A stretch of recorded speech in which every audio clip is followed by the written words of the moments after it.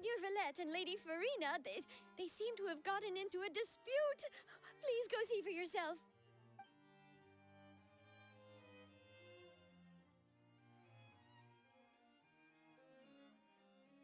Like I said, I've already explained everything. And yet the problem has not been properly solved. There is little space for excuses between us. It is not my intention to offend you, but please, tell me where you stand. You are the Hydro Archon Focalor, are you not? Look at this. This is a list of the victims from the recent Poisson incident.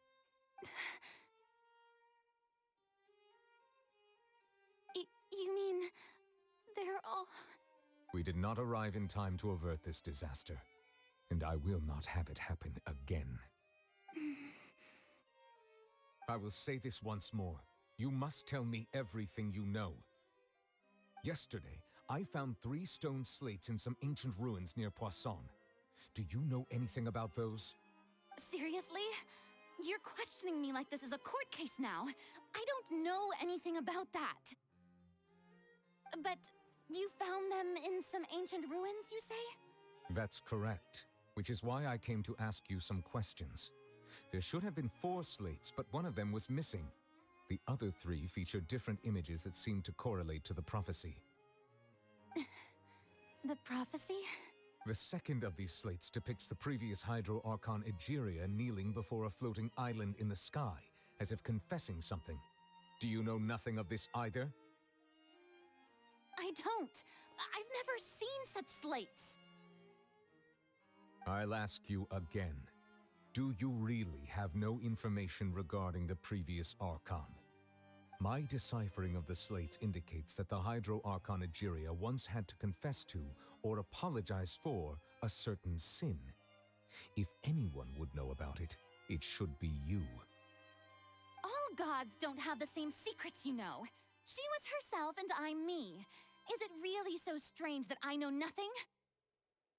I understand your concerns, but I'm sorry. I just don't have anything to tell you.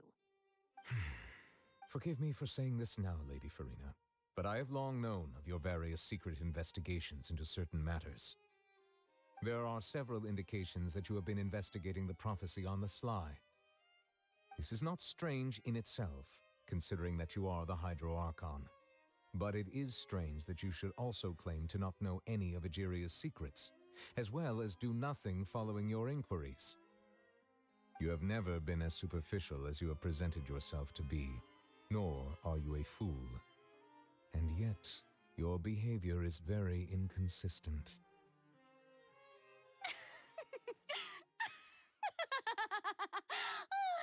So you've been watching me all this time, have you? I didn't think you were that type. You... Well, since you know about my secret investigations, then you should know I'm actually working to take care of it. There's no point questioning or suspecting me. You're the Eudix, but you're still my subordinate. You should be following my lead. Just trust in me, your Archon, and do as I say. Never mind whether you can truly convince yourself to or not. It'll all turn out fine. That's all I have to say. We do not discuss this matter again. Oh, the opera's about to start. Toodles!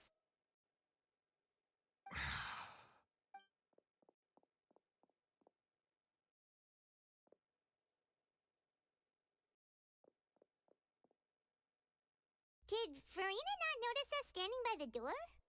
Wonder what's up with her. She was smiling. She didn't seem in the mood to care if we were listening in or not.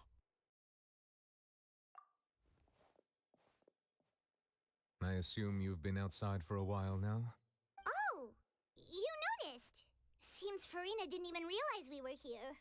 She was in a great panic, though I cannot discern the reason. Our discussion reached impasses time and again, a state of affairs that we cannot allow to continue. Still, I do not understand. Dialogue is the basis for understanding, so why did she keep refusing to engage? Everyone in her inner circle has noticed that she is hiding some secret. The issue is her attitude. I fear that she will not reveal anything unless absolutely forced to. We may have to create a situation in which she will have no choice but to speak. Oh? Like what? Normally, people will only reveal the truth when standing trial.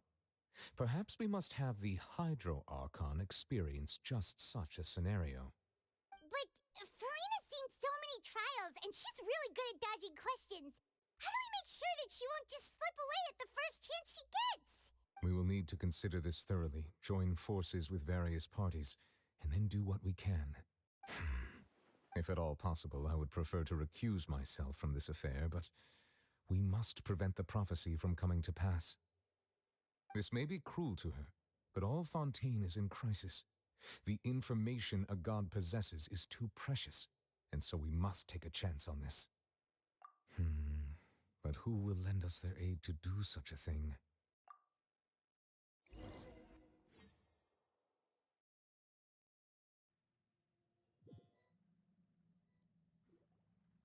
Well, that's everyone, huh? Speaking of which, it was pretty smart of you to think of hiding here. Poisson was just involved in a disaster, so it's presently devoid of people. That naturally makes it the best choice. And here you are drinking tea like it's the most natural thing in the world, huh? That's what family should do. Sit and enjoy a leisurely time together. It's nice to enjoy tea here, you know? Care for a cup? Lend me your ears, everyone. Or perhaps one of you might like to start us off. How about you, friend? Me? No, I don't think I can. Then how about you, good sir? I fear that I will cause the mood on this boat to become as somber as it is in court. Well then, I guess we're lucky we've got a local like me to organize things. Wonderful, the spotlight at last. I guess I'll be facilitating things from here. That was a little long-winded, don't you think? Oh, you might be right. Anyway, to cut to the chase, our friend here, the Traveler, has brought us together to discuss something. As for what that is, well, let's start by saying that we'll be pooling our efforts together to create a series of traps. Oh, how intriguing. Well, it's just an expression, really. One that I just learned from Chlorand, and used on the spot. So, let's invite her to explain in detail. A round of applause, please. Huh? Didn't you say that you would be facilitating this? Oh, come now. Your work doesn't involve much public speaking, right? This is a good chance to practice. You might even pick up some fancy oratory tricks to impress your boss with in the future. I see. And what does my boss say? He is glad that you consider him your boss. Do go on.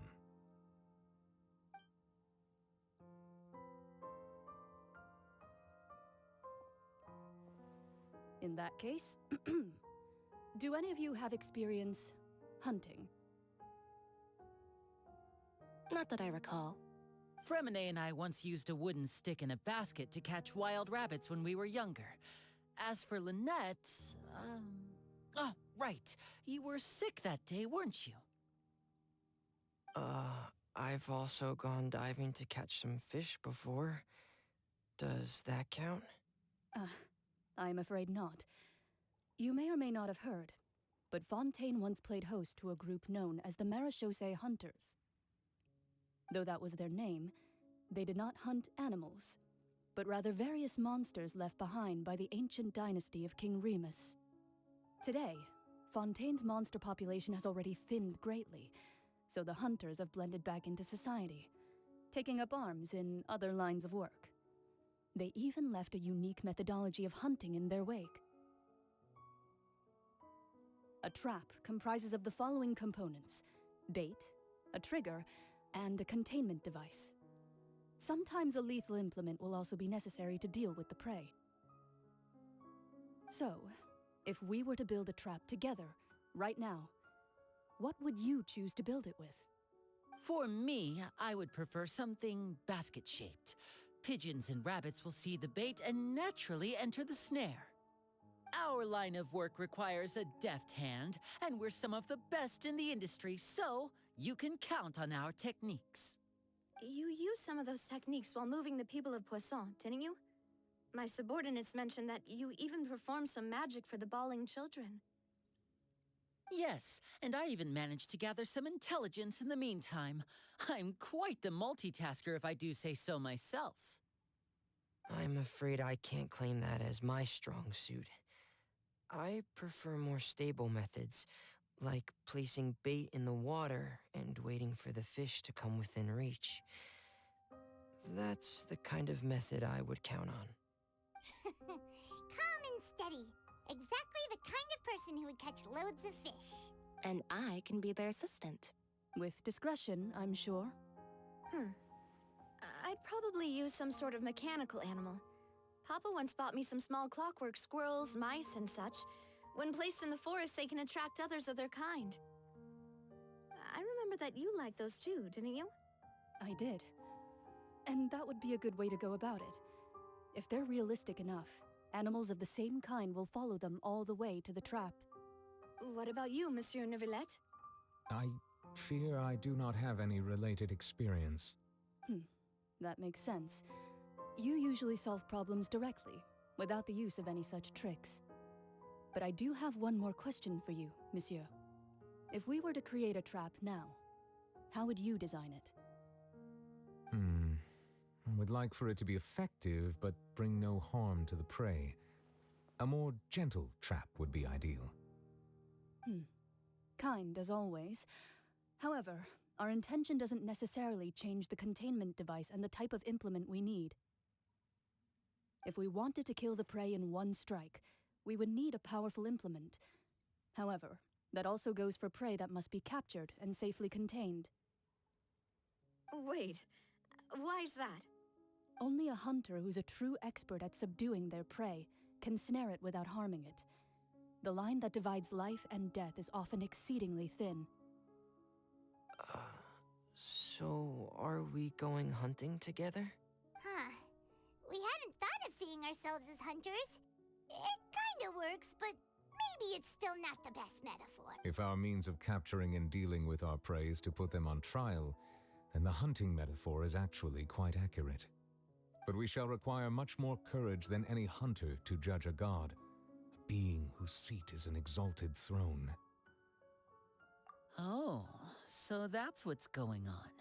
Sounds very interesting.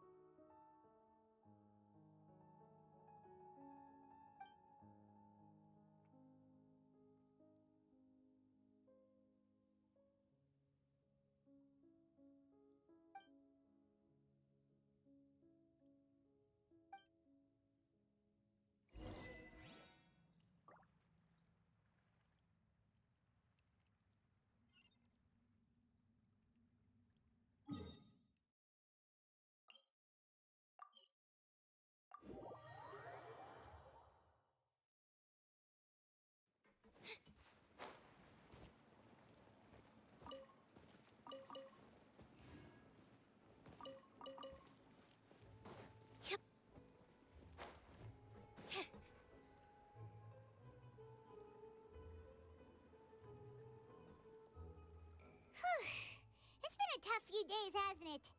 So much has been happening. Paimon didn't think the meetings would go on for so long, but everyone seemed pretty fired up, huh? Paimon thought they'd be at least a little frightened. Well, Fremine was, now that Paimon thinks about it, but everyone else just looked a little surprised. Well, it's hard to say. Paimon doesn't have any experience with this sort of thing. But with you around, Paimon sure will do great. After all, you're the most reliable person in the world, aren't you? Did you just pour some tea? Paimon didn't notice you doing that at all. Then what's that? Paimon's never seen that cup before. Don't be frightened. I'm just joining you two for tea. I merely refrained from saying anything till now. Who's that voice? But there's no one here. forgotten me already? Wait, you are familiar. You're the voice we heard from the sky in Sumeru. The voice from the sky, I fear that description is wrong. Though, you're feeling lost now, just as you were feeling previously.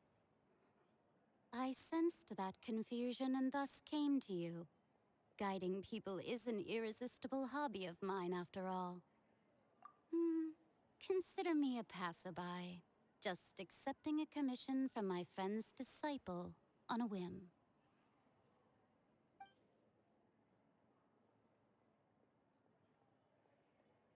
The prophecy. Yes, what has been prophesied will be fulfilled. You may view such things as the history of the future. What? Then is there any way we can stop it? I believe you have witnessed a failed attempt with your own eyes. Can everything in Tevat so easily be changed? So you've caught on. Just as prophecies are usually only the future as seen from the perspectives of the gods, could things be happening in hidden corners where the gods' gaze does not fall? Are the things that you shall see different from the fate that the gods perceive? What is she talking about? It all sounds really impressive and important and stuff, but it also sounds kind of scary. I believe that you understand, right? Some things are insignificant, but others you must reach out to change. Ultimately, fate shall serve as your only guide, no matter what will happen in Tevat's future. All you need to do is to play your part. This was good tea, by the way. Thank you for your hospitality. Well, that'll be all for today. The voice.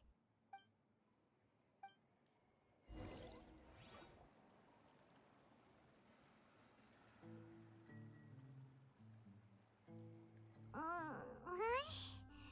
I want to hear someone talking. All right, coming. Hey, it's you who's getting lazy, okay? Well, I see I've walked in on some lively banter. Luna! Fine, just fine. I went to take part in that Steambird panel. It turned out to be more interesting than I expected.